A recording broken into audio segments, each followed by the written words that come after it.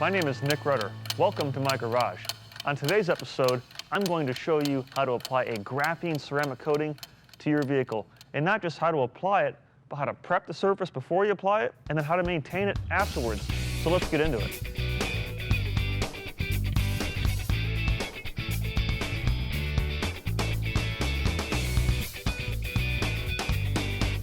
Now, when you hear the term graphene ceramic coating, dollar bill signs probably come to mind, and that's for good reason. Professional detailers will charge upwards of $2,000, even $3,000 to install a graphene ceramic coating on your vehicle. I'm going to show you how to do it yourself, but first off, what is a graphene ceramic coating? Is it a wax? Is it a paint sealant? What exactly is this expensive product that people charge thousands of dollars to apply? Well, there's a good chance that at some point in your life, you've had someone apply a paste wax to your vehicle, or you've applied a paste wax to your vehicle.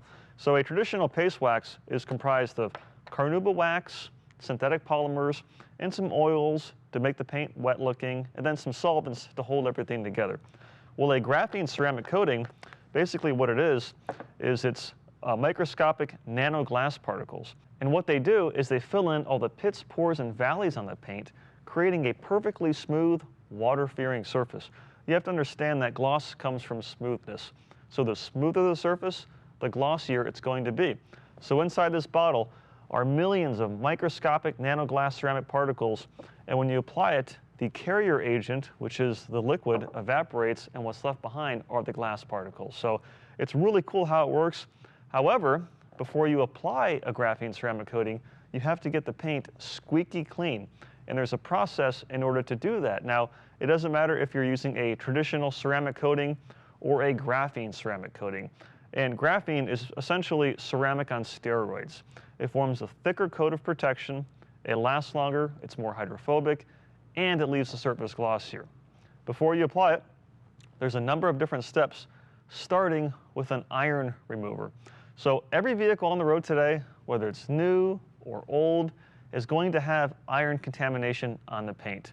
Most vehicles receive iron contamination from brake dust in the air, or if the vehicle was transported by rail car, which most cars are, they're produced at the factory, they get loaded on a train, and they get transported to a port where the vehicle is then loaded on the back of a semi-truck, and then it's transported through the semi-truck to the dealership. So all throughout this process, there are iron particles landing on the paint.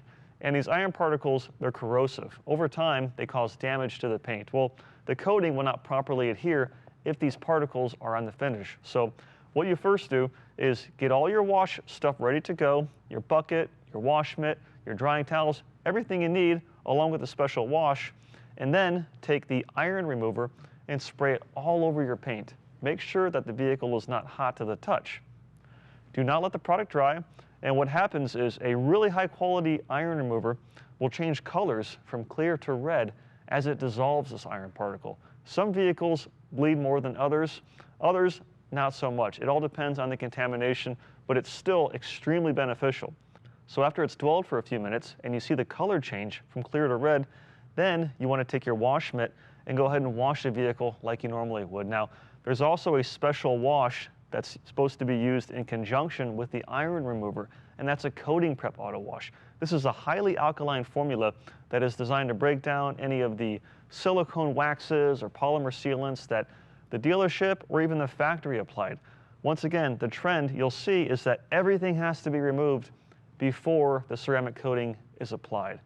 After you've washed your vehicle and it's really clean, the next step is to mechanically decontaminate the surface using a clay mitt. So a clay mitt does the same process as a clay bar, but the difference being that it works much better. So a clay mitt has a rubberized polymer coating on the surface, and the way this works is that any bonded contamination on your paint, including rail dust or industrial fallout, stubborn bird droppings, bug splatter, anything that the iron remover does not remove chemically, this removes mechanically. So by the way of friction, you simply place your hand inside this mitt and you dunk it in the same wash bucket with the soap already, and you essentially rewash the vehicle again. However, you're not removing any dirt and you're not really scrubbing the surface per se. You're just gently going over each panel, letting the rubberized polymer coating do the work for you. What you do not want to do is scrub the surface. You have to remember that the paint is already clean. You're letting the mitt do the work for you. You're not trying to remove baked on lasagna from a glass stovetop. Just be really gentle, making sure that you load your wash mitt frequently, meaning your clay mitt, with added soap because you want plenty of lubrication on the surface. Once you're finished with this, rinse the vehicle thoroughly and then dry it using a microfiber towel. And then for the smaller areas here or there where the clay mitt doesn't fit, that's where you can use a traditional clay bar. So they accomplish the same thing, but they take different application methods. With the clay bar, you simply take the bar and you spray the lubricant on the surface, and then you rub the bar back and forth. While you have all your wash supplies out, you can also dunk it in the wash bucket, but when it comes time to use the clay bar, I like using it the traditional way with the clay lubricant. So once the vehicle is clean and dry, pull it inside your garage, and then I'll showcase the next step, which is preparing the surface to remove below surface contamination so the coating will properly adhere.